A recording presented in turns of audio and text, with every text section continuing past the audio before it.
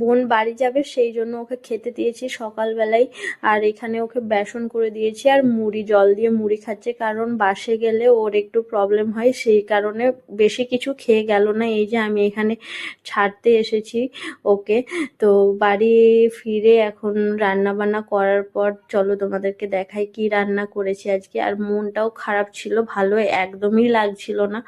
তো যাই হোক, কিছু করার তো নেই, যেতে হবে। এই যে এখানে আলু দিয়ে লাউ ডাঁটা দিয়ে পোস্ত করা হয়েছে, এখানে আছে ভাত, আর আছে মাছের ঝাল, সর্ষে পোস্ত দিয়ে কাঁচা মাছের তরকারি এটা করা হয়েছে, আর আছে এই হাঁসের ডিমগুলো ভেজে নিয়েছি একটু অল্প হালকা তেলে, কারণ প্রথমে ডিমের ঝোলই করব ভেবেছিলাম, কিন্তু আরেকজন বলল যে খাবে না, সে কারণে তার জন্য বিশেষ করে মাছটা করতে হলো। আর এখানে কাঁচকলা আর কুমড়ো সেদ্ধ, কারণ হচ্ছে বাড়ি থেকে এত কাঁচকলা দিয়ে পাঠিয়েছে, এখন আমাদের খাবারে তো কাঁচকলার সেদ্ধ হয়েই যাবে।